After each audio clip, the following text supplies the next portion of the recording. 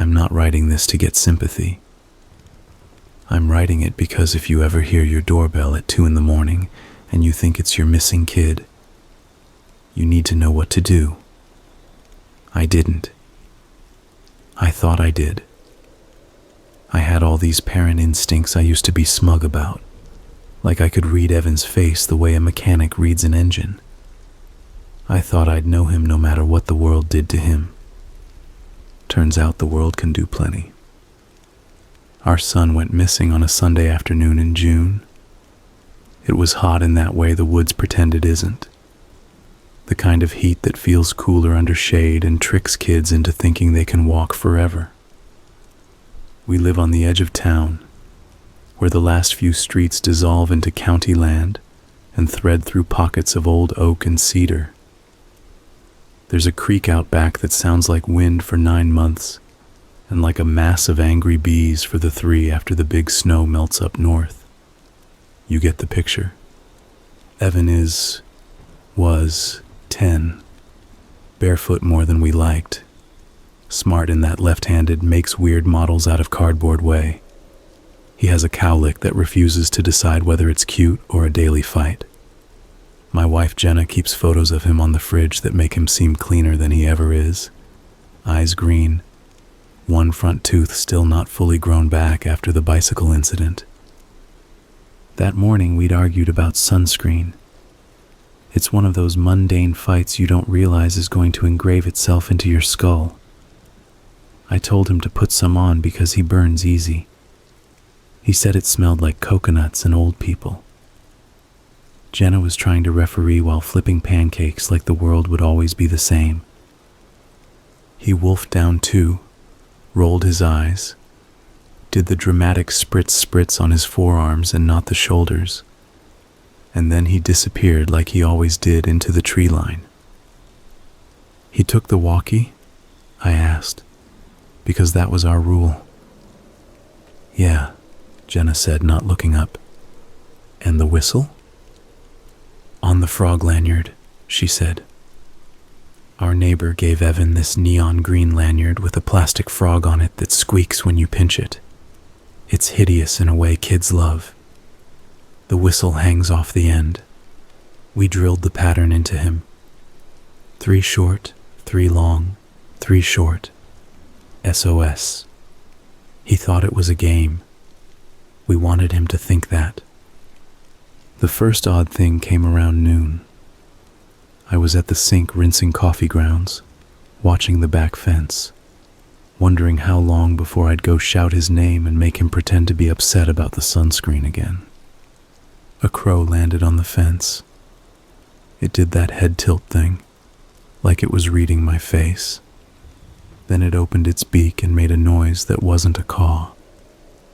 It made a sound like something trying to copy a car alarm with a mouth.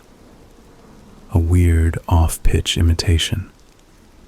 I laughed because it was bizarre and because laughing to myself in the kitchen felt safer than admitting I was listening for our son. Evan, I yelled out the door anyway, because I am that father, just annoying enough to be helpful. Nothing. By 1, nothing still felt like nothing. By 3, nothing started sitting heavy in my chest.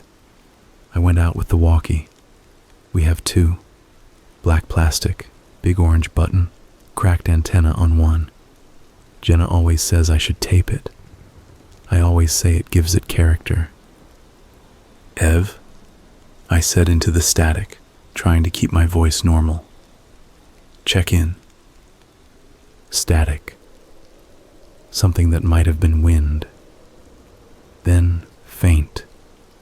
The shape of a word. Dad. Relief is a physical thing. It makes your knees stupid. Hey, bud. Where are you? Silence. I could hear the creak. That background rush found its way into the speaker like it lived there. Ev? Dad. Again, but stretched. The way you might say it if you were trying the word for the first time. If you were tasting it. Tell me what you see, I said, trying to turn fear into a practical question. That's a thing you do as a parent. You delete the panic and replace it with bullet points. Another silence that wasn't empty. And then, trees. I wanted to make a joke about how helpful that was. I wanted to be normal. Okay. Trees. You near the big fallen one? The one that looks like the dragon? Static. Then I thought I heard a laugh. It was wrong. Not bad, just like old audio. Come home, I said. Whistle if you can. I'll whistle back. I whistled the pattern. A beat. The walkie hissed. Then I heard the whistle. 3 short, 3 long, 3 short. Far away. The hair on my arms lifted. It sounded like someone had recorded the whistle and was playing it back just a half step low. I started walking before I even told Jenna I was going. In the trees, the heat felt like a heavy blanket. Bugs did their buzzing. I whistled. The answer came again. Same odd pitch, same distance. I walked faster. I don't want to turn this into a blow-by-blow of the search day, because if you've done one, you already know how it goes.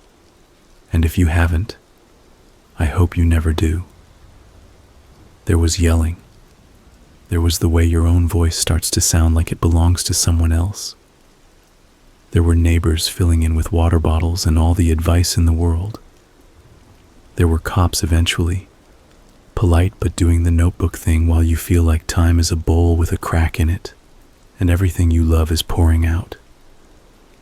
There was a drone. There was a man from the county pointing at a map and talking about grids.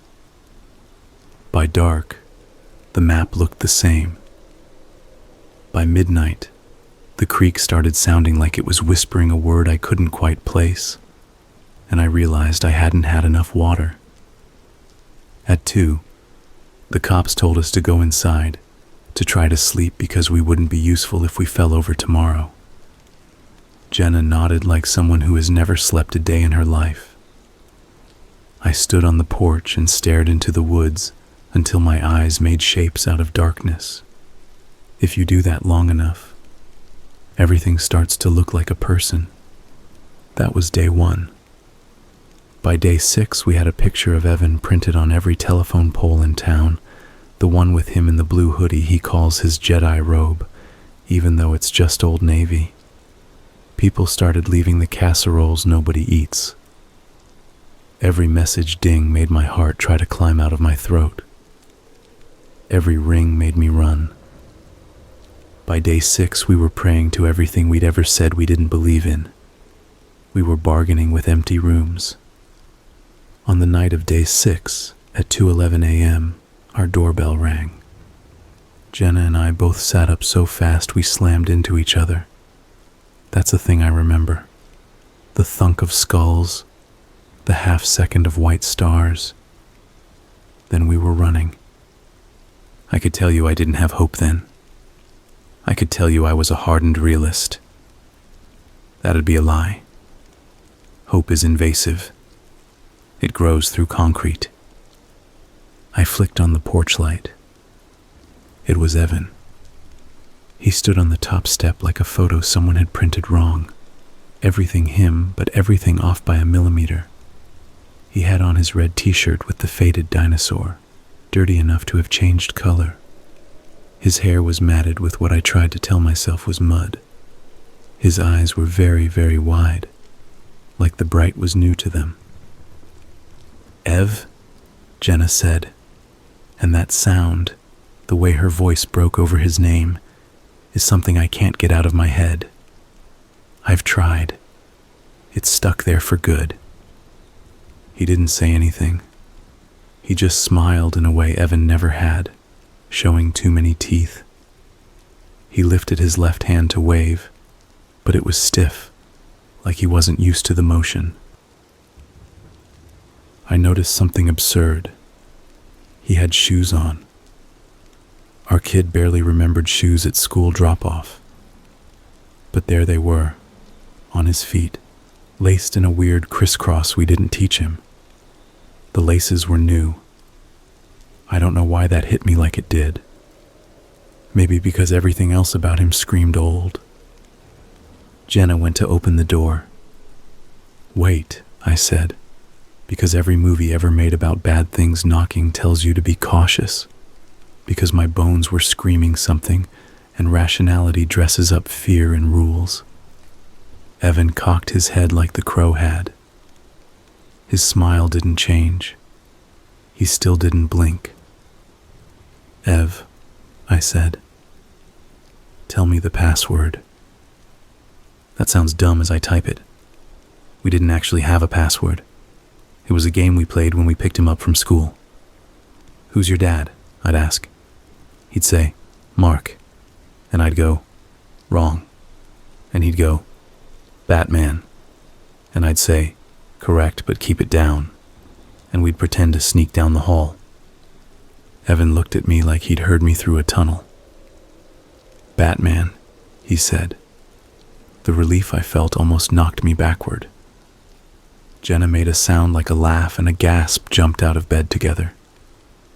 Then something cold walked a finger up my spine. He hadn't said it like Evan said it.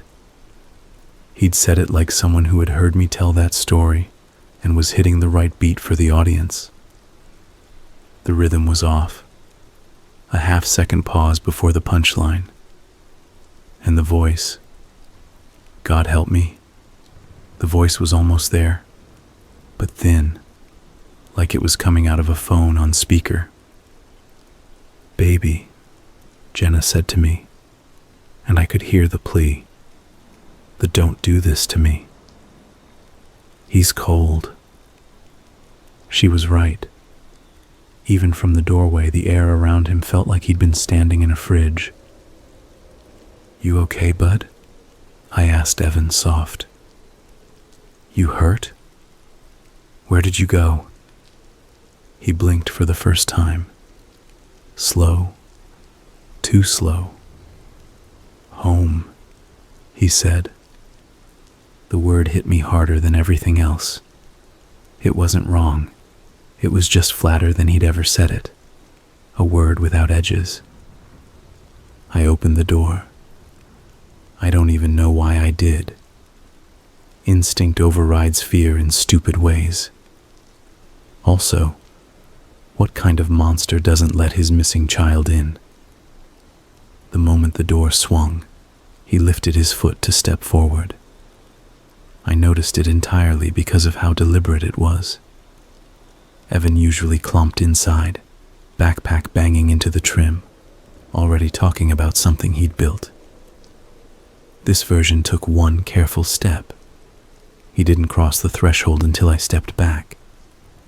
He came in and stood, not looking around like he always did, not making a beeline for the couch like he always did. He stood too close. Kids misjudge space all the time. This wasn't that. This felt like someone had measured how far to stand from a person and got the math wrong. His smell hit me next. Evan usually smells like grass and dog and whatever he found to roll in. This smell was metallic. Not copper like pennies. Not exactly. But a wrong iron smell, like wet nails. Jenna wrapped him in her arms and made the kind of sound that happens when your whole body cries. Evan patted her back. That's what it was. A pat. Not a hug. A pattern. Palm flat. 1, 2, 1, 2. Too hard and too high up. Like he'd learned it from watching. I couldn't help it. My eyes went to his hairline, to the little arc-shaped scar just above his temple from when he fell off the fence last summer. It wasn't there. "Where did you get the shoes?" I asked. I don't know why I picked that. Something in my head knew that if I asked the big questions too fast, something would break. He looked down like he'd forgotten they were there. Outside, he said. Outside where? I asked. Jenna shot me a look like I was interrogating him, but I couldn't stop. Outside, he said again, and reached to touch the door frame with his left hand, sliding 2 fingers along the wood, almost like he was reading it. Do you want some hot chocolate? Jenna asked, because she is the good one, the normal one, the one who knows the right move when everything else is wrong. Evan turned his head toward her like the gesture had lag. Yes, he said. A beat. Yes. Please. He'd said please. Our kid doesn't say please without being prompted. Never in his life. Not like that. I wanted to believe relief had made me paranoid. That's the thing. You want to be wrong so badly you'll argue with your own senses to get there. Jenna went to the kitchen. She put the kettle on and knocked a spoon off the counter because her hands were shaking, and then cursed at the spoon in a whisper that would have made Evan giggle any other day. He didn't now. He watched her move like a cat watching a window. Where were you? I asked. I stayed close to the door because I didn't know where else to put my body. He tilted his head again. The trees, he said. Did you get lost? He smiled. It was the same too many teeth smile as before. No. Were you with someone? I said. His eyes flicked to my mouth when I spoke, like he was reading it. Yes. Who? Me, he said, and my heart did something ugly in my chest. Ev. What's the dog's name? I asked, too fast. His eyes moved to the corner where Luna's bed sits, empty. That fact hit me a half second before he answered. Luna, he said.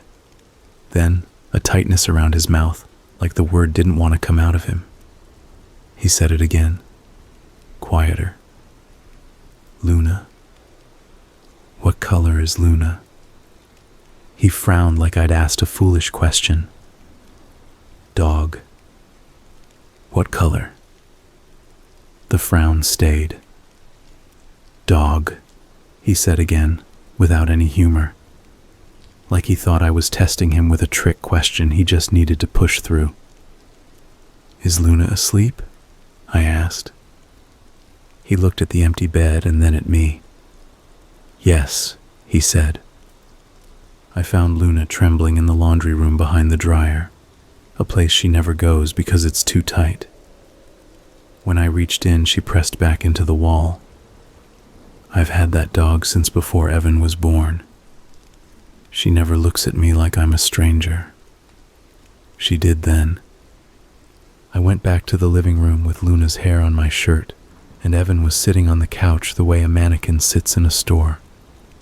Correct, arranged by someone who doesn't know what a 10-year-old is supposed to look like when they relax. Jenna brought hot chocolate in the mug Evan always used, the one with the chipped handle he glued back on himself and was proud of. He put his hands around it, watched the steam for a long second, like he was listening to it, and then took a sip. He didn't flinch at the heat. He took another sip, a third. He drained half without taking a breath. That isn't a thing Evan does. Evan burns his tongue on everything. He set the cup down on the coffee table and looked at his hands like they were not his, turning them over slowly. His nails were clean. This kid of ours, who can turn dirt into a last name, had clean nails after 6 days in the woods. Jenna saw it too. I watched her swallow and tell herself a story, the same story I wanted. Maybe someone found him and took him in and bathed him and gave him shoes and let him go and didn't want to get involved. Maybe that person had a reason. Maybe reasons are simple and nice. Maybe the world is filled with helpful ghosts who don't talk to cops. You'll say you'd have asked more questions. You'd be smarter. You would not. If you saw your child, you would not. Do you want to sleep? She asked Evan. Your bed's made. All your stuffed animals have been waiting for you. Her voice was doing that bright thing people use when talking to kids or scared people or pets at the vet. He stood up exactly when she stopped talking, like he'd been waiting for the cue. He smiled the wrong smile. Yes, he said. We walked down the hall. Luna didn't follow.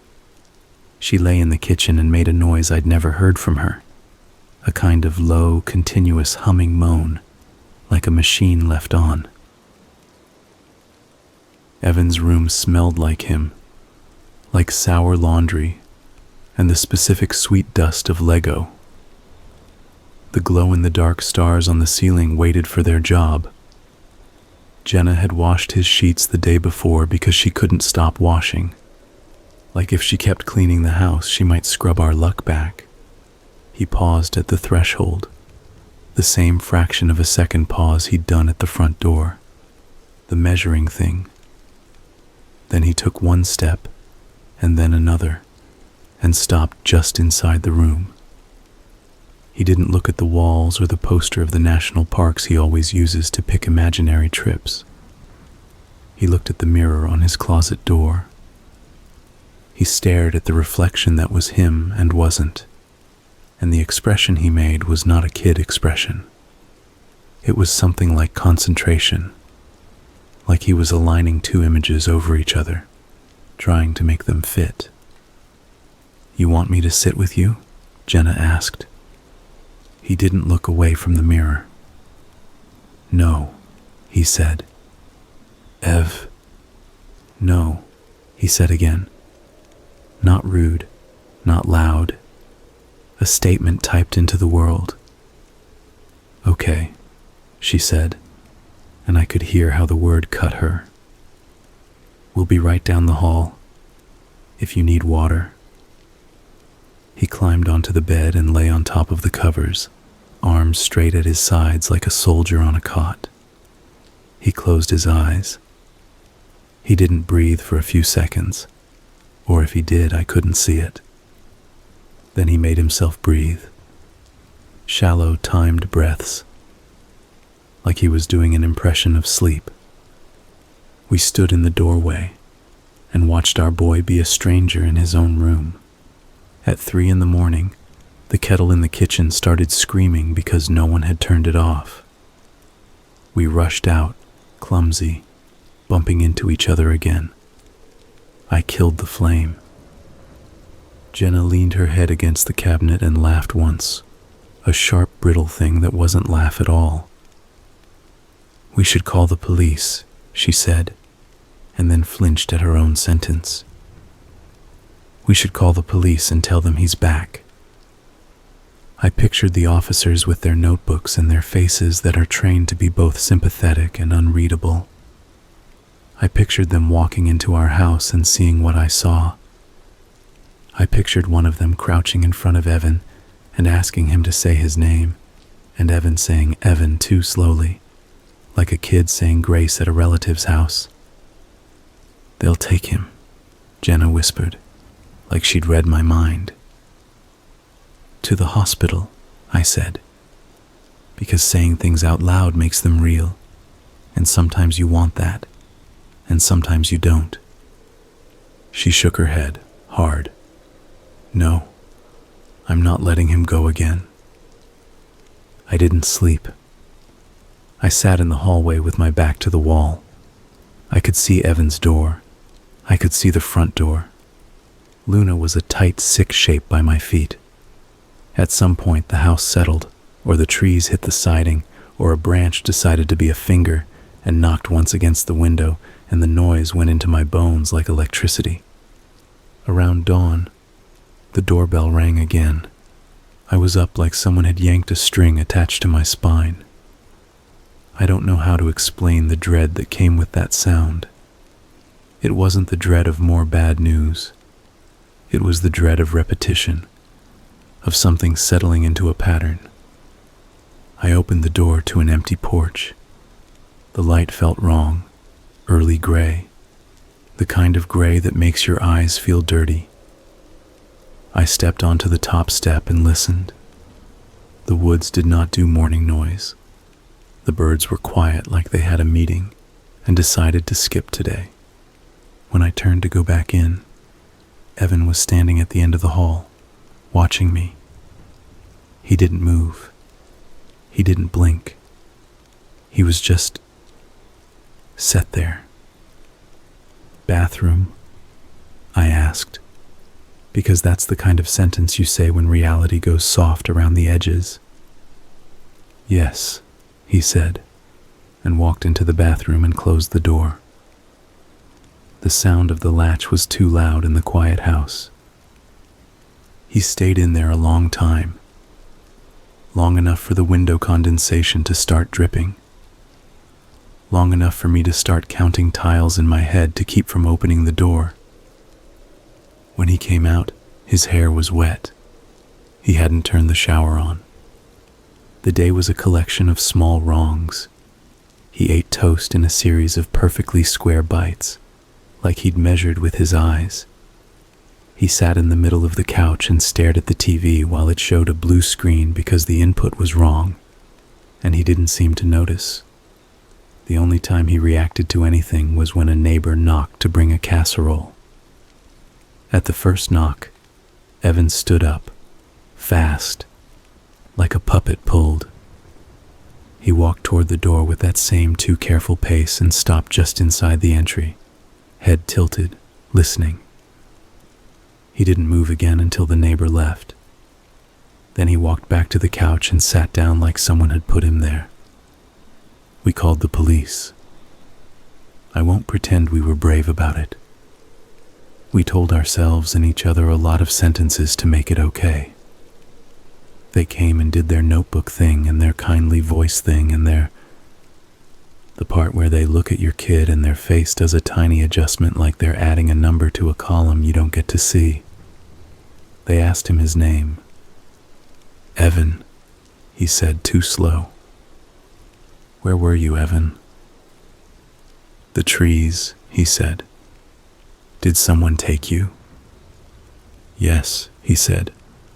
"Who?" He blinked.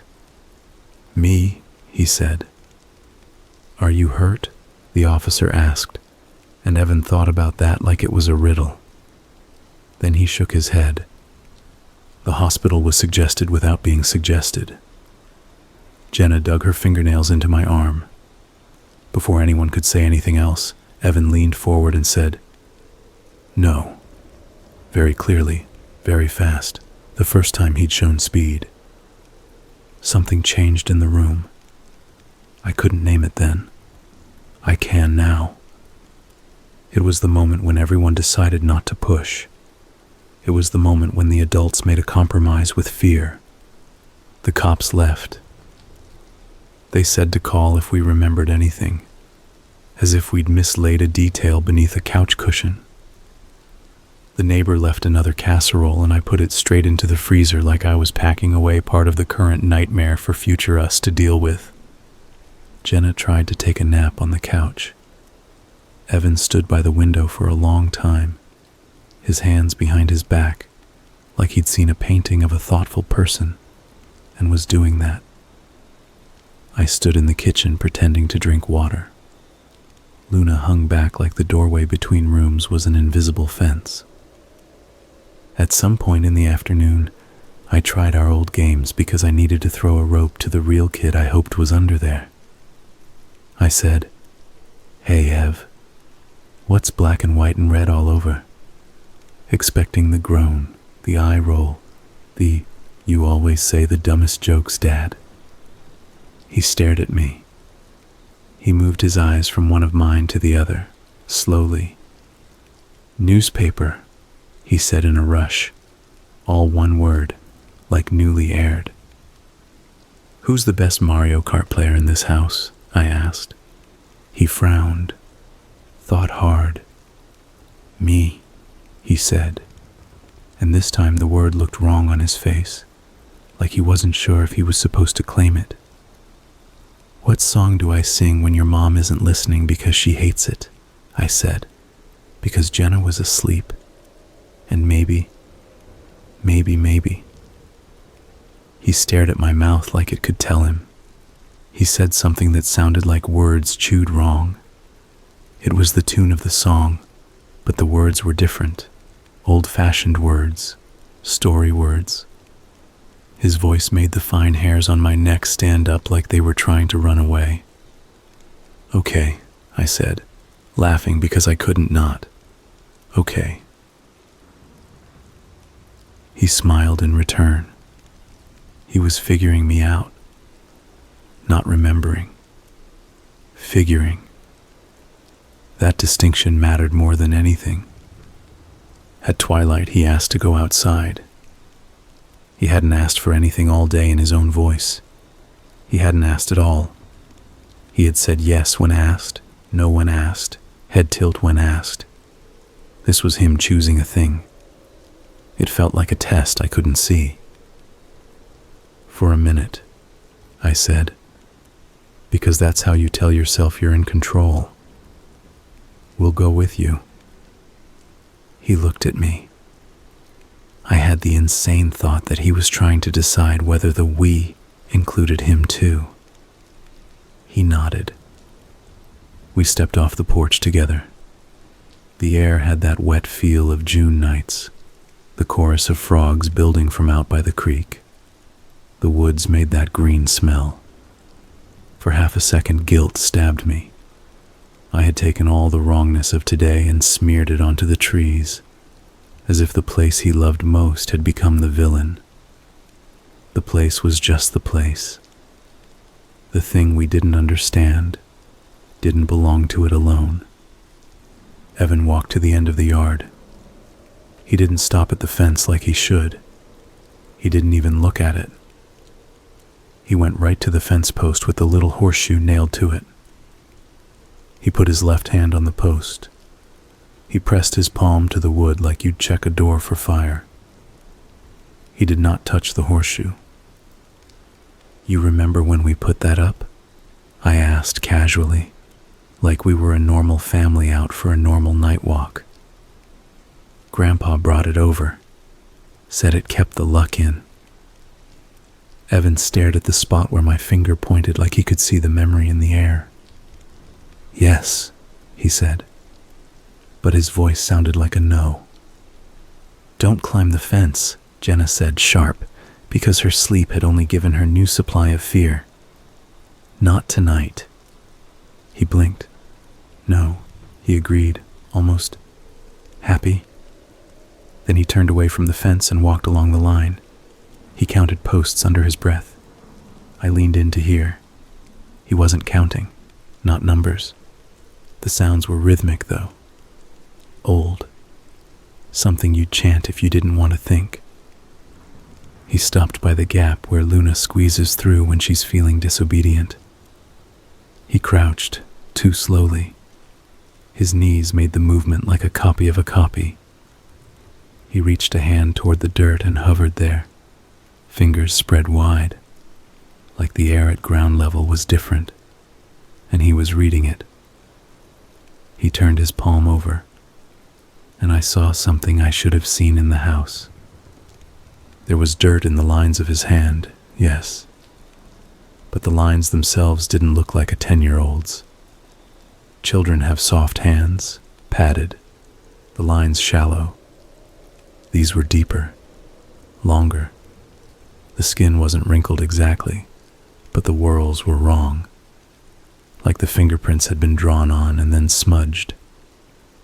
I did something stupid. I reached out and took his hand. It was cold the way the inside of a freezer is cold, where the air itself has angles. He looked at my hand on his hand, then at my face. He smiled, too wide. Dad, he said, and hearing the word out of that smile felt like someone had slid a piece of glass under my skin. I let go. He stood. He put his hand against my chest, right over my heart, and pressed lightly, the way you'd test a wall. He nodded to himself, almost satisfied, and walked back toward the porch. After we were inside and the door was closed and locked, and then checked again, he stood in the entryway and did that listening thing. Then he said, "Is it time to eat?" We had pizza because that's what we would have done if he hadn't gone missing. That's what families do. We replicate rituals to convince ourselves the shape of life is still the same, even when the matter has changed. He ate 3 slices without breathing. He chewed each bite exactly 6 times. He didn't wipe his mouth. He didn't talk with food in it either, because he didn't talk. At bedtime, he lay down on top of the covers again. When I went in later, because of course I went in later, because what else would I do? He was lying with his eyes open, exactly as I'd left him. When he saw me, he closed them and made the breathing noise again, the pretend sleep noise, too regular. I sat on the floor beside his bed against the wall because that's what I had done when he had the stomach flu last year. If I was going to be trapped in an awful loop, I was going to use it. I waited. I think I slept for 8 minutes because I had a dream that I was a tree and the woodpeckers had appointments. I woke to whispering. It took me a second to realize it wasn't the house or a neighbor's TV. It was Evan. It was coming from not Evan's mouth with Evan's breath. The words were not words. They were a rhythm, an up-down like a song without notes. He wasn't whispering to me. I stood up, slowly, so the floor wouldn't creak. I leaned over him. His eyes were open the tiniest bit, a slit of green and reflection. His lips moved, barely. The sound was like leaves turned backward. I closed my hand around his ankle. Not hard, just to have something to hold on to if the floor tried to tilt me off the world. His skin was cold through the blanket. He stopped whispering. He opened his eyes normal now. He turned his head to look at me like it weighed something. "I was not talking," he said, and smiled as if he'd caught me in a joke. The smile didn't reach his eyes. I don't know if it could. I don't know what possessed me to ask the next question. Maybe I wanted to say the word. Test it. Take away its power. Maybe I wanted to see if the word would make a shape on his face. Maybe something had been whispering to me too, and I followed. "Do you know what a skinwalker is?" I asked. His pupils went large, swallowing the green like a drop of ink in water. His smile didn't change. "A story," he said. The way he said story made the word sound like a trap. "I think," I said, because my voice needed action. "I think if you're not Evan, you should let him go." He blinked and the pupils shrank and the green came back. He breathed the pretend sleep breath again. He closed his eyes as if he was done with me, like someone putting away a toy. That was the first night. You might think the second night couldn't be worse. You would be wrong. The second morning, Jenna found something under the kitchen table. It was the frog lanyard, the one with the whistle on it. It was coiled like a snake. The whistle had a crack that wasn't there before. I put it on the tablecloth like a museum piece. Jenna cried in a way she didn't want Evan to see, her face in a dish towel, shoulders moving. Evan looked at the lanyard, and then at us, and then at the front door, which he did often, like he was expecting someone, like the whole thing was an appointment. At 10, the landline rang. We never answer the landline. It's for spammers and hang-ups and the dentist who refuses to update his system. I answered because my heart was already in a sprint. "Hello?" I said. Static. Then, very faint, a voice. "Dad." My throat closed. "Ev?" The static hissed. The word "dad" again. Then, "Don't let me." It broke like a bone. A high, keening noise, too loud for the phone speaker, washed through my head with the pitch that makes your teeth hurt. I ripped the receiver away and slammed it down hard enough to make the bell inside thud. Jenna stared. "Who?" "The line's bad," I said stupidly, because I didn't want to say the other thing. "I need to check the outside box. Maybe." My pocket buzzed. A text from an unknown number with no name. The bubble preview showed a single photo. I opened it. It was the creek. Specifically the bend where Evan likes to throw sticks and pretend they were ships. The angle was from the ground, low, as if the photographer were lying prone or very small. In the bottom right corner, blurred, was a slice of red shirt. I pinched to zoom with trembling fingers. It was a dinosaur. It was the wrong dinosaur. Jenna was beside me now, reading my face like a mirror. I turned the screen toward her. She made a sound that was just breath, no voice. I texted back the dumbest sentence in the world. "Who is this?" A full minute passed. Then, we. Then, home. I called the police.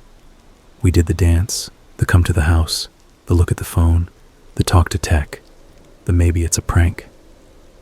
"People do sick things," one of the officers said, a line you can tell he brings out when he needs to warn you the world isn't organized to your benefit. Evan watched all this like a movie he'd already spoiled for himself. He drank a glass of water without swallowing, just pouring it into himself like a plant. When the cops left, he stood in the doorway again and listened. Thrice, short, long, short. The pattern hit my stomach like I'd swallowed ice. That afternoon, the man who lives 2 houses down, Mr. Delaney, walked up the driveway. He's one of those old men who did so many things he doesn't need to tell you about them. A face like a closed fist. 2 deep lines between his eyebrows that make him look like he's perpetually about to say something to scare you straight. He brought a pecan pie because his wife felt useless. He refused to come inside even though I asked 3 times. Because he's old and polite. And sometimes people like that don't cross thresholds unless you say it the exact right way. He looked at Evan through the doorway, and his face went from fist to stone. He said, "That ain't your boy." Jenna made a sound and stepped back like he'd slapped her. "Henry," she said, "please." He looked at me. He held my eyes like he was trying to send something through them. "You hear me?" "I hear you," I said, because I did. Regardless of what I wanted to be true, I heard him. He took a breath through his nose. "Don't thank it," he said. "Don't let it share your food. Don't give it your name for free. Don't bleed near it. Don't let it ask for a ride." "Henry," Jenna said again, tears hot and immediate. He touched the brim of an invisible hat and left. I watched him go and felt like a coward for not calling after him. Of course, we had already failed every rule he gave us. Of course, that's how stories work. That evening, when the light went the color that makes you think about ghosts, even if you don't, Evan asked to go to the basement. He'd never done that before. He hates the basement. It smells like old paint and cricket bodies. He once told me, very matter of fact, that the basement is where dust goes to die. "What for?" I asked. He tilted his head. "Tools," he said. "What tools?" "Tools," he said again, and smiled like I had almost earned a prize. We went down together because I wasn't letting him disappear in the house I live in. He walked to the far corner where the concrete still has weird chalk marks from whoever the contractor was 30 years ago. He stood there. He put a hand on the wall. He closed his eyes. His lips moved. The whispering again. My skin crawled in that way your skin does when you know a spider's on you but you can't locate it. "Ev," I said. "Hey." He opened his eyes like it took work. "Here," he said. "Here what?" "Here," he said again, and tapped the concrete with his knuckles in 3 steady beats. He smiled wider when I flinched. He wanted me to flinch. We went back upstairs. He looked at the fridge like he was thinking about magnets. He touched one. The magnet skittered sideways on the metal in a way that made me think of an insect. Before bed, he asked to see the photo albums. Jenna had not let herself touch them since he disappeared. She hesitated, then said yes, because she needs this to work so badly her bones are making promises on her behalf. We opened the big binder with the wedding photo on the first page and the baby pictures next. Evan pointed very slowly at the shot of me holding him in the hospital, eyes bagged but bright, his face all purple in complaint. "That," he said. "That's you," Jenna said, voice curving upward. "That's the day you made your big entrance." He smiled in that too big way. "We," he said. "Not I. We." Jenna pretended she hadn't heard. She isn't stupid. She is braver than anyone you know. She decided to sit with the monster and play it polite. On the 3rd day, I set traps. Not the kind that snap, the kind for doubt. I lined flour in a thin stripe across the front doorway at night, the way my grandmother did as a joke every Halloween, the way cartoon characters catch stealthy thieves. I put a small bowl of salt on the kitchen table because of a story I only half remembered. I set up the baby monitor we hadn't used in years. Lens staring, light red, the hum of a thing that keeps watch even when it can't do anything else. I tucked a magnet from the fridge into my back pocket because I wanted something stupid and simple on me. Something from my house that was mine, in case I started feeling like I belonged less than the thing that was wearing my child's face. That night, Evan stood in the hallway, staring at the front door. He'd do that, like maybe he could see through walls, like house was a word that meant less to him than outside. I watched him from the couch with the lamp off. He didn't know I was there. It felt wrong to be hiding inside my own life. He took a step toward the door, then another. He stopped with his toes almost touching the white stripe of flour. He bent his knees and crouched down, slower than any kid would, like the movement was new to him each time. He tilted his head. He tilted it the other way. He ran his finger along the edge of the line and lifted the finger to eye level. He rubbed thumb to finger, felt the grit. He put the finger between his lips and tasted. He smiled the wrong smile, wide. He put his whole hand flat on the floor a fraction of an inch from the line, spread his fingers like a starfish, and then he stood and stepped over. He knew exactly what I had done the second I did it. He wanted me to know he knew. He turned his head.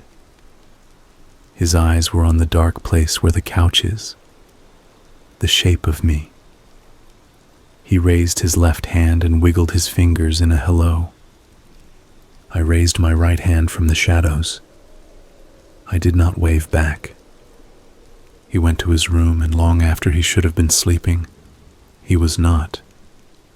I could tell by the way the house breathed wrong. I could tell by the way Luna had abandoned the kitchen and was now in our bed, pressed between Jenna and me like a seal weighted in place by fear. Around 2, the landline rang again. I didn't move fast enough to get it. The machine picked up. Static. Then, Dad. Then, very clear, "Don't let me in." Jenna sat up, hair wild, eyes wide. The person in the hallway, Evan, whatever, did not turn his head. I replayed the message. It was 37 seconds long. 30 of those seconds were the hiss of a place you don't want to imagine. The voice was Evan's voice from 6 months ago, when he hadn't lost his front tooth yet.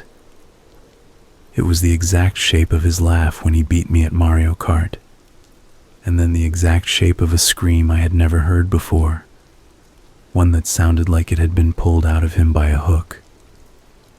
I hung up and unplugged the phone, because that is what you do when you have no control. You pretend the wires obey you. The 4th day, we tried to be normal more violently. We watched a movie he used to like. He stared at it like it was a fireplace. We ordered Chinese food, and he picked through noodles with fingers that were careful like tweezers, and did not reach for the chopsticks, because he didn't know how to use them, and did not ask to learn. We had a picnic on the living room floor, and Luna stayed on the chair, like the rug was a lake full of eels. Every time someone outside walked by and the floorboards creaked, he looked at the door. He didn't blink. I dug out old drawings from the drawer where we keep everything we don't know what to do with but can't throw away. There was the dinosaur in crayon, the stick figure family with the son wearing sunglasses, a self-portrait where his left ear is bigger than the right because he drew it first and then got bored. "Draw something," I said, pushing paper and the pencil he chose to him. "Anything." He held the pencil the way you hold a pen when you're trying to look like a person who does calligraphy. He set the tip on the paper. He made a small circle, then a bigger one around it, then a series of short lines.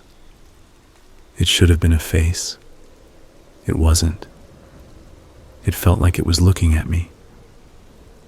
"What is it?" I asked, throat tight. He tipped his head. "Me," he said.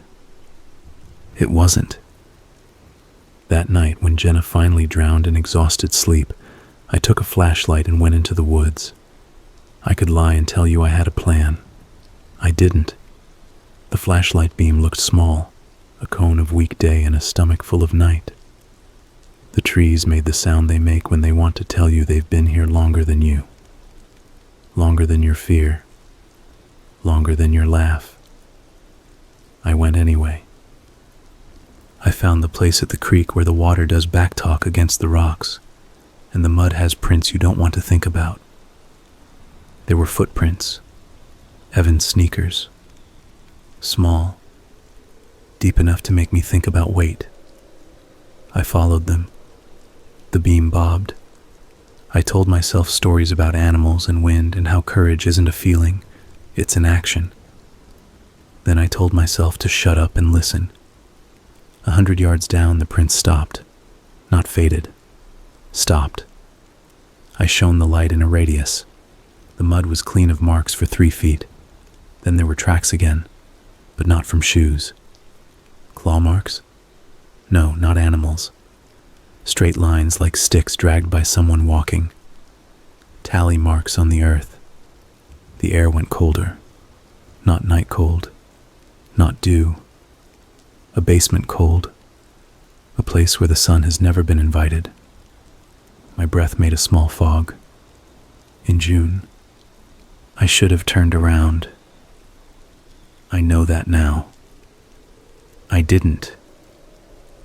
The part of me that can't not pick a scab pushed me forward. The tracks led to a fallen trunk that looks like a bench from far away, and like a mouth from up close. Beside it, woven into the brush as if the brush had agreed to be woven, was a shape. I avoid words like nest or altar because the second you put a myth on something, you decide how it behaves. It was a shape made of sticks that had been bent without breaking. It was the height of my rib cage. It had a hole on one side, barely big enough for a child to crawl through. The interior was dark enough to be bottomless. The smell up close was the metallic wrong I had tasted on my son's cheek. It was stronger here, layered with rot, and the sweetness that flowers have when they've gone too far. "Evan," I whispered, because speaking at a normal volume would have made the word break something. Something inside the darkness scraped against something else. Not loud. Real. I pulled the stupid magnet out of my pocket because that was what I had, and because suddenly I wanted to hold something from my house so badly it was a pain.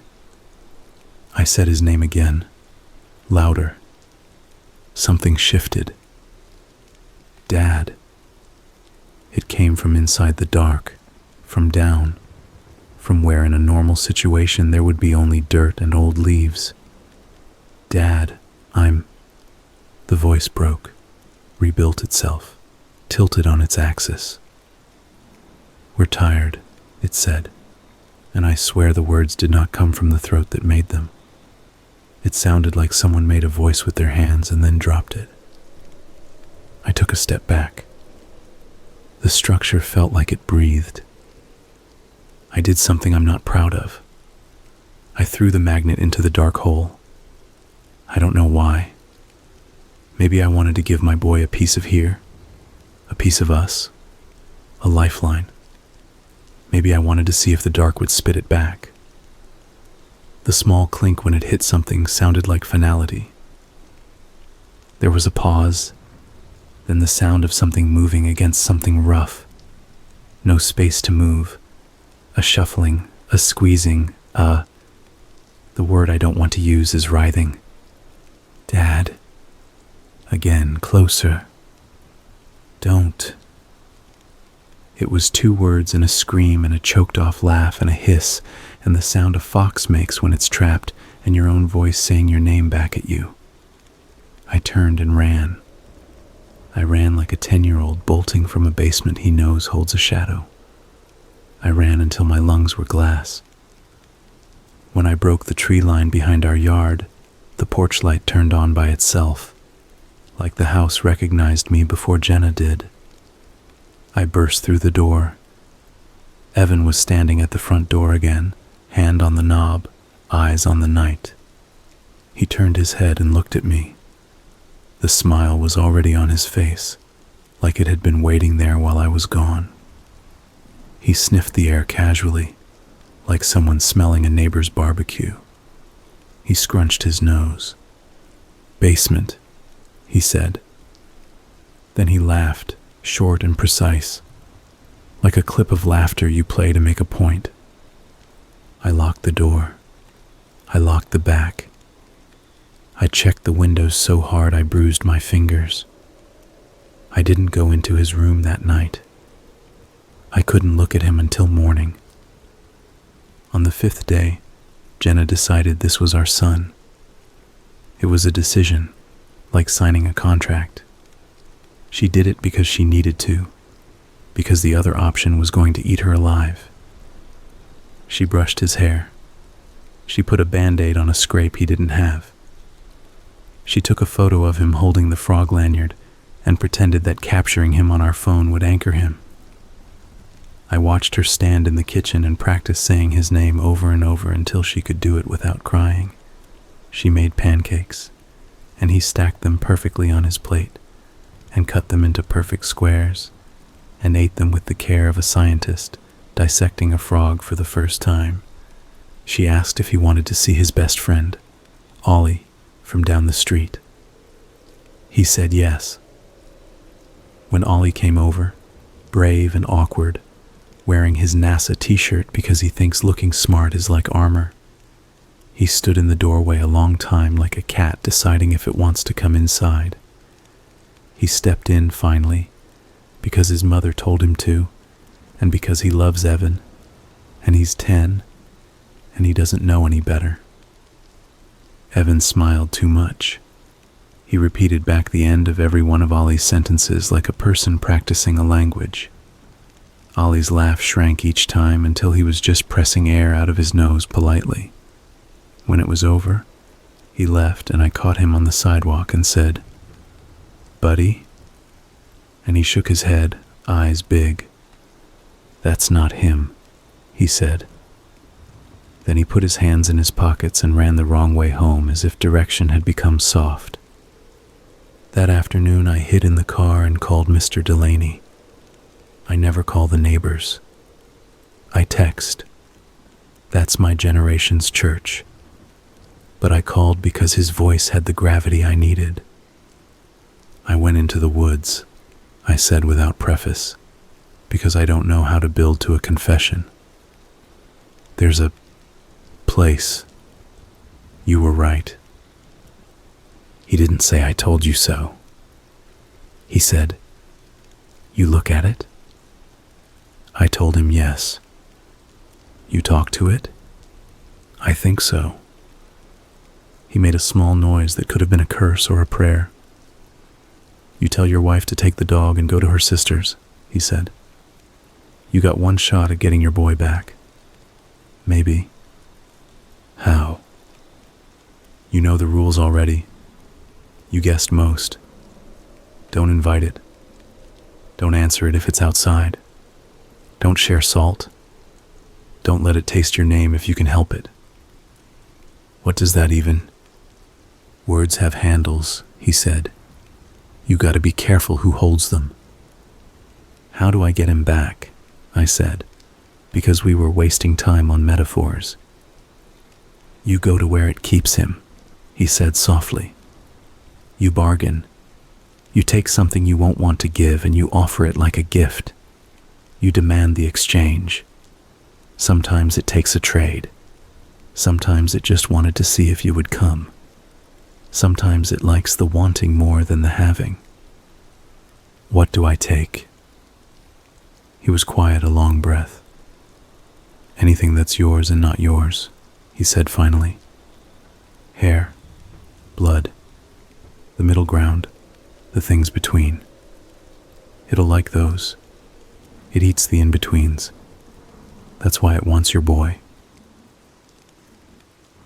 "I can't," I started, because the words hair and blood and trade lined up like soldiers ready to march over my chest. "It took him," he said. "It put on his face and came to your door. It wants more. It wants the whole house. You got to choose where you live. You got to choose what you can live with." He hung up without saying goodbye, like he'd just given me an address for a thing and didn't want to stick around to see if I used it. I went home. I thought about telling Jenna. I didn't, because I am a coward. Also because she had braided Evan's hair into a small tight plait down the center of his head, a thing he would never let her do. And he sat there patiently like a doll and said, "Thank you," in that thin voice that made my stomach hurt. How was I supposed to say the words, trade and blood, into that room? That night, I made another stupid plan.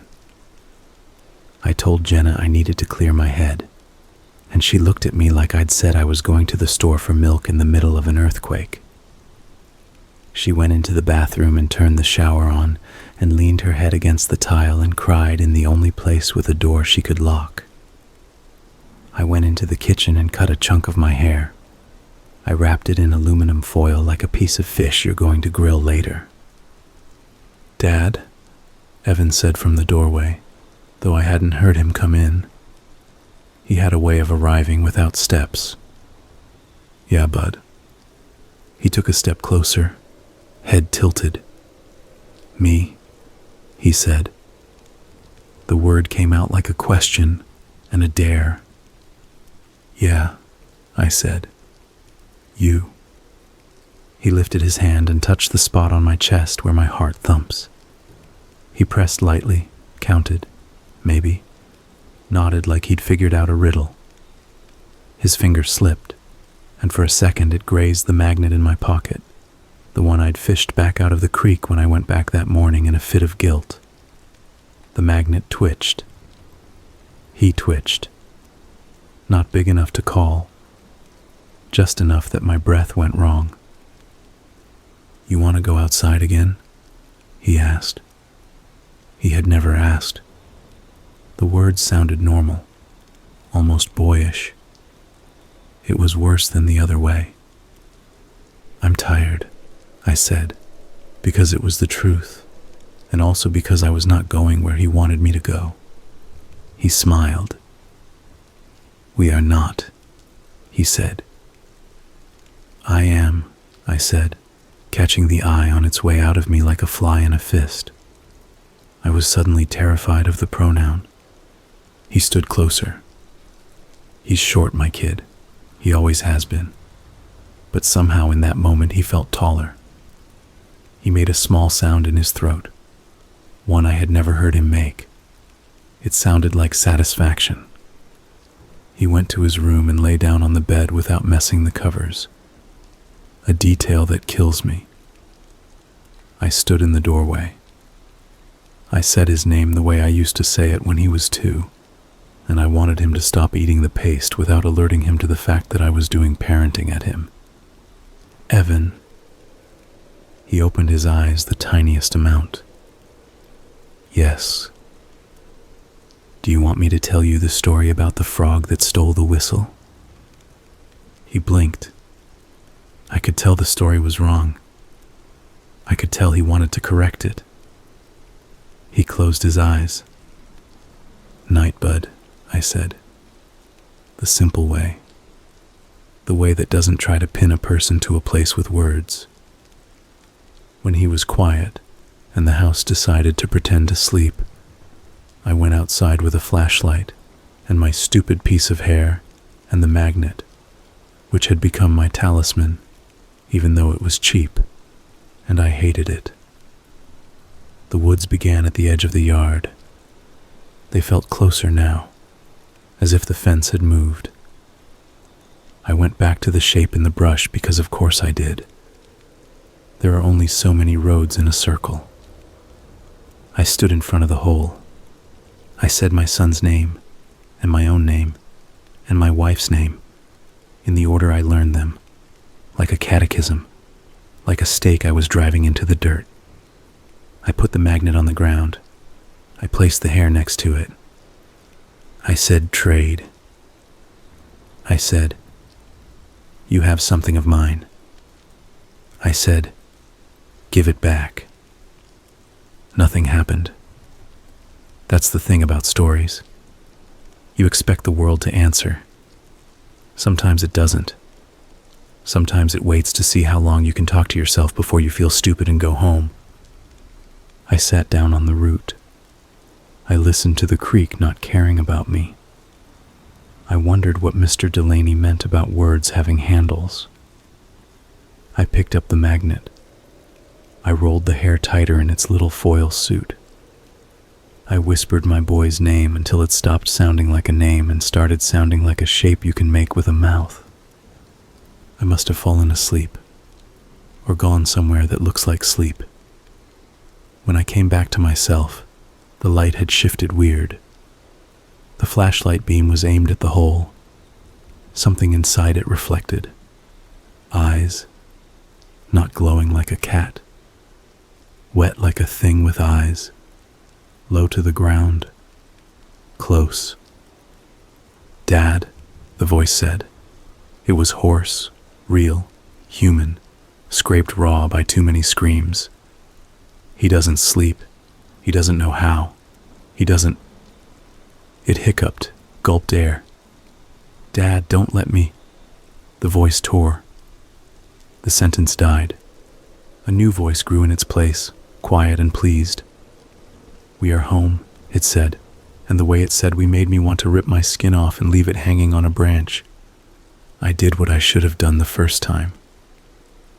I reached my hand into the dark. Look, I'm not brave. I want to make that clear. This wasn't heroic. It was that there was a rope inside me connected to that voice, and it was being pulled, and I could either let it rip me in half or follow it. I followed. The dark in there was not just absence of light. It was thick, a place you could chew. My fingers touched something that felt like fabric, shirt cotton, wet, cold. It moved. A hand closed on mine, small, too strong. Come, I said and pulled. Something else held back. Not hands, not physical. A hook in the air, the kind of resistance you feel when you try to pull a dream into morning. I pulled anyway. The hand in my hand squeezed hard enough to hurt. I squeezed back.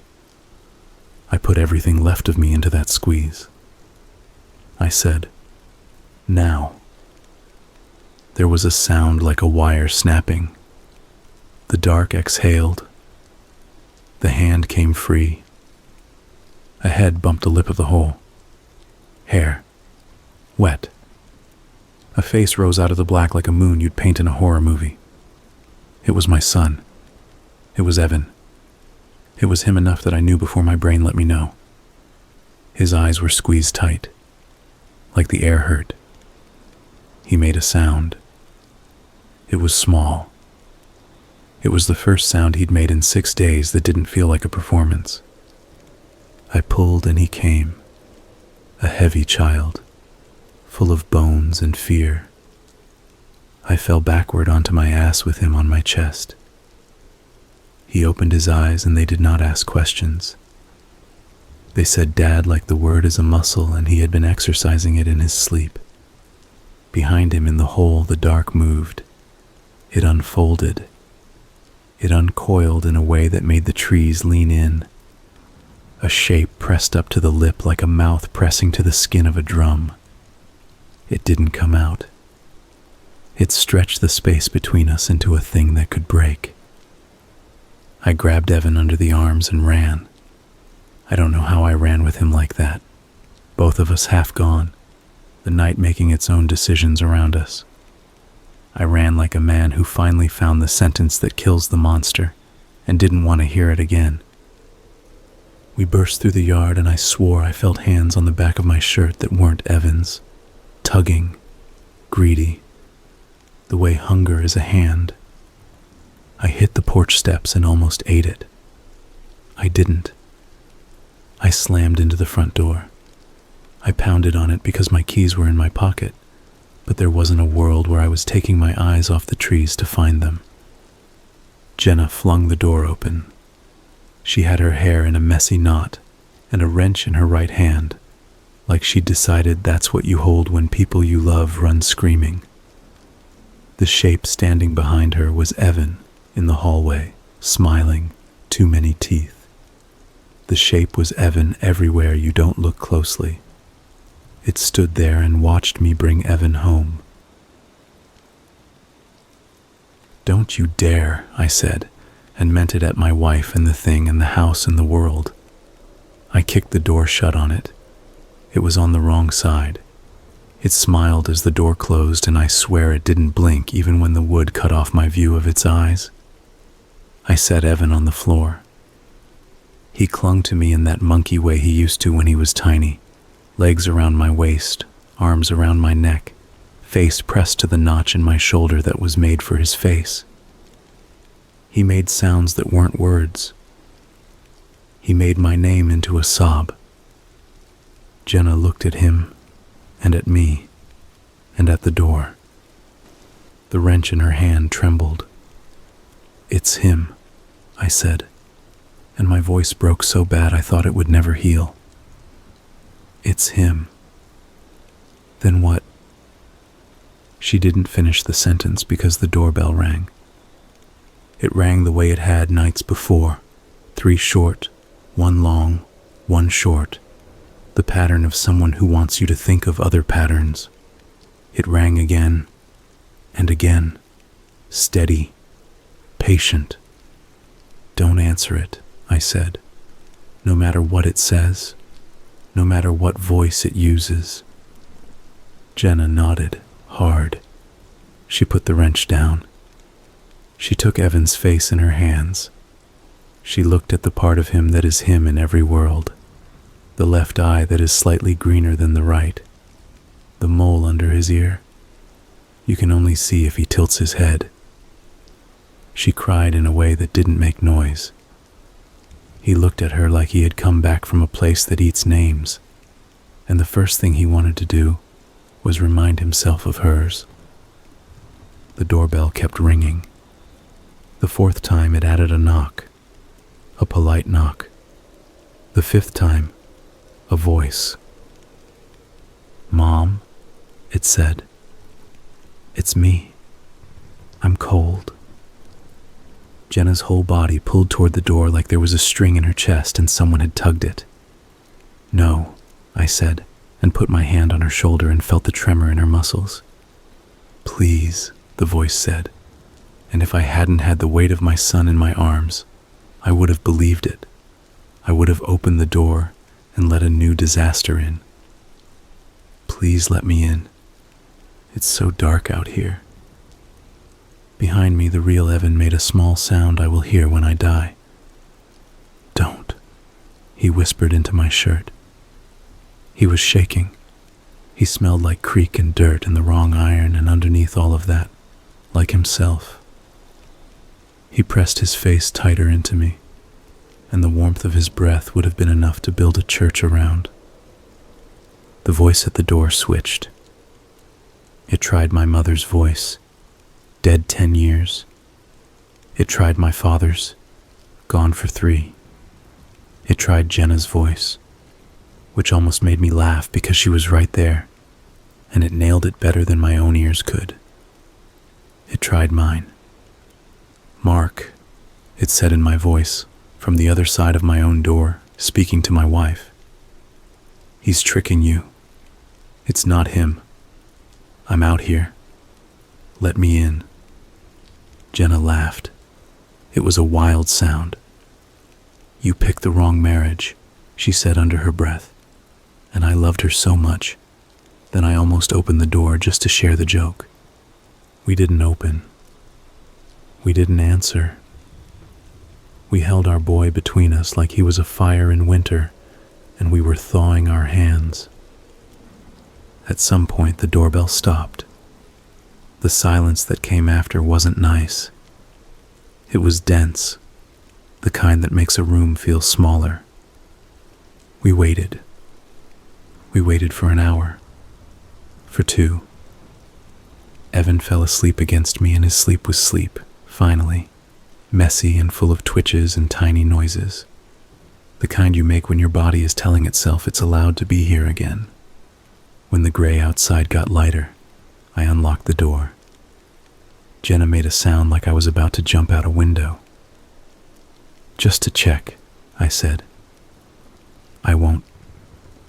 "I know," she said. "I just don't want to know." I opened the door an inch. The porch was empty.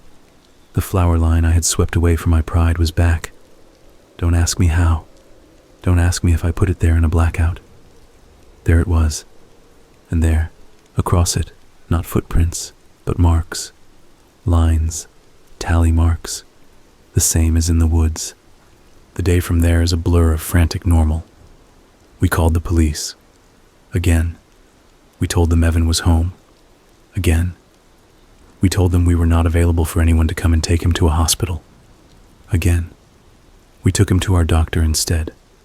A man who knows the texture of our kid's earwax and the way he lies about vegetables. He looked at us with eyes that said lawsuit and mercy. He checked Evan gently. Evan flinched when the cold stethoscope touched his chest, and that small human flinch made me cry in the exam room in front of a person who has seen my butt. The doctor said dehydration. He said mild frostnip, which is insane in June. He said trauma. He said he'd seen worse on paper.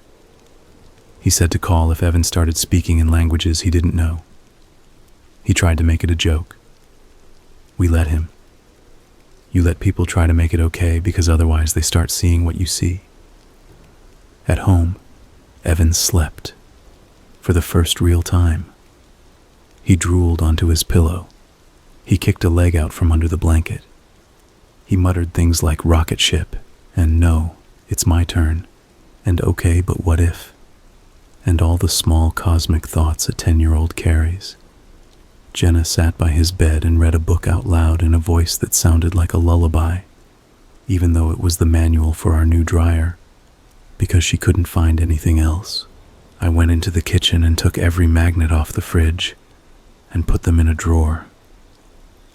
I spread salt on the windowsills like a crazy person.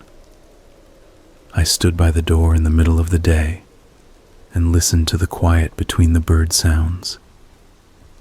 I waited for a knock that didn't come. I waited for a doorbell that stayed silent. At sunset, we ate spaghetti. Evan ate like he had discovered pasta for the first time and was making up for lost years. He spilled sauce on his red dinosaur shirt and smiled and said, "Oops," in his own voice. We toasted with water. We did not say thank you. We blessed the table with the silence of 3 people who don't want to break anything fragile. That night, he asked me to lie with him. He had never asked me that. He's too cool for that. He's the kid who insists he can handle the dark because the dark is like a pet he's learning to train. I lay next to him, and he put his hand on my arm, like he was making sure I wouldn't vanish if he closed his eyes.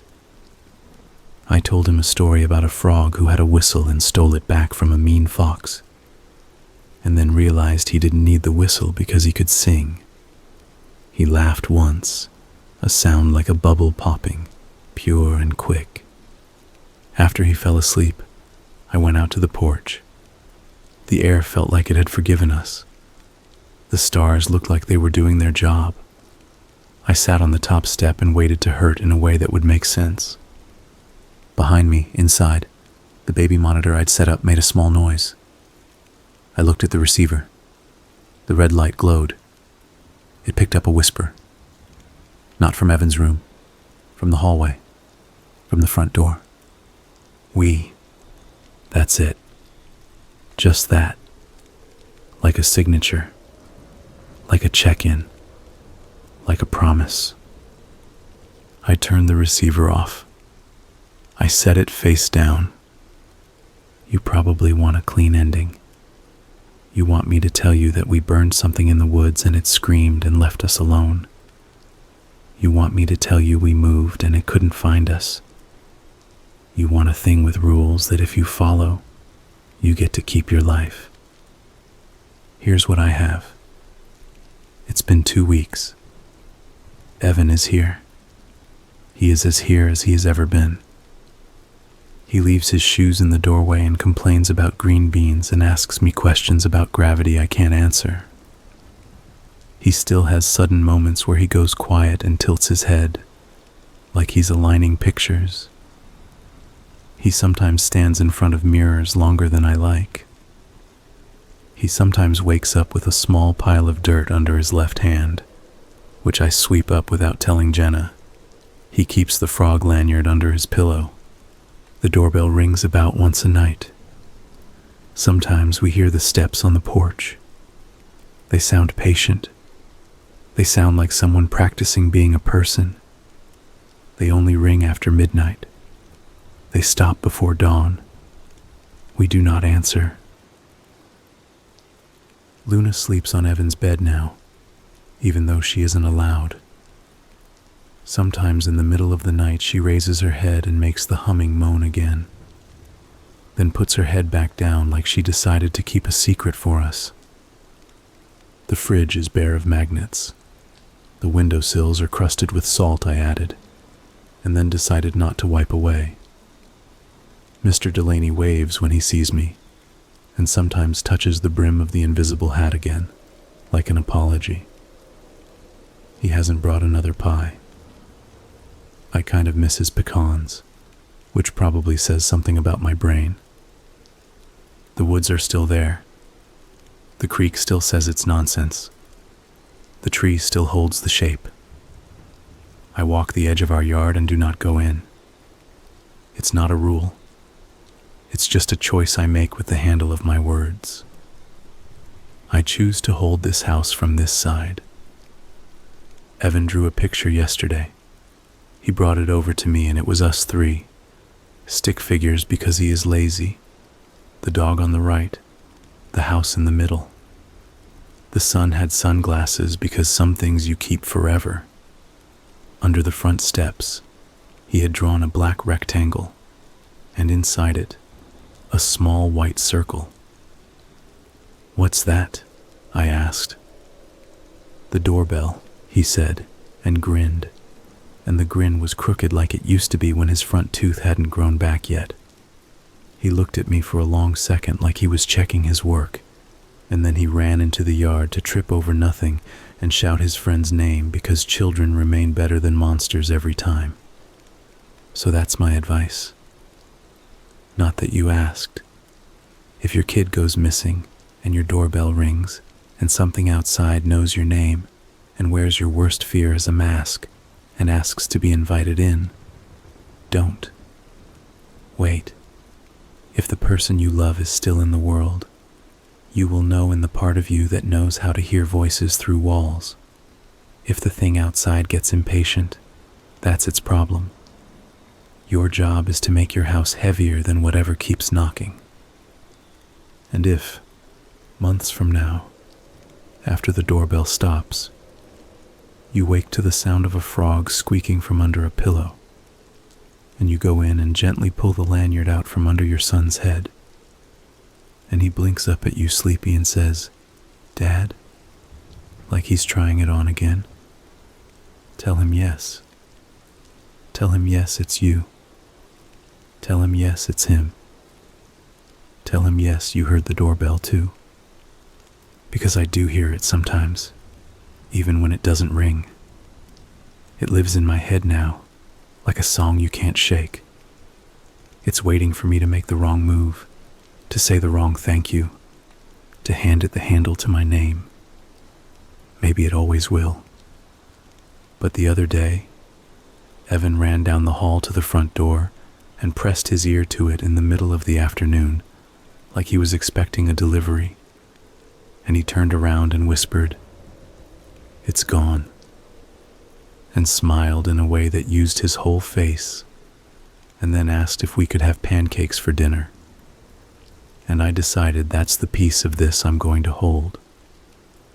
I decided to live somewhere hope can fit. The world can do plenty to you, but you can do one thing back. You can decide which version of the story speaks with your mouth. You can decide which door opens. Last night I woke up to Luna lifting her head and doing the rumble. I went out to the hall. Evan's door was open. He stood there, hair wild, eyes bright with sleep. He reached out and put his hand on my chest, over my heart, and pressed lightly, the way he does now, like a kid checking for magic.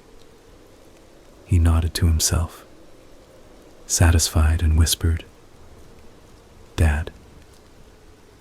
"Yeah," I said, because if there's one thing I've learned, it's not to waste the good words when you have them. I'm here.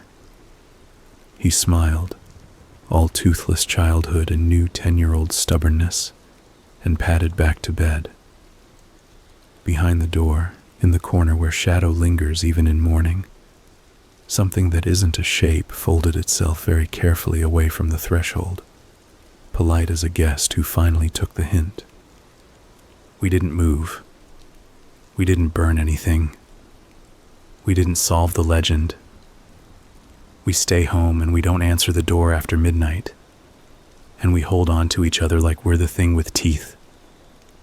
If you hear the bell, remember, you're not obligated to be polite to anything that wants your name. And if you think you can't tell the difference between your kid and the thing that learned his smile, you can. There's a muscle for that too. It hurts like hell the first few times you use it. Then you learn to carry it. Then you learn to use it before the third ring. And if it ever talks in your voice, tell it you've already got this one. Tell it that the handle for your name is not on the outside. Tell it your house is full. Tell it we, but mean the people inside when you say it. That's the we I choose. That's the we I keep. The rest of it can stand on the porch and practice knocking forever.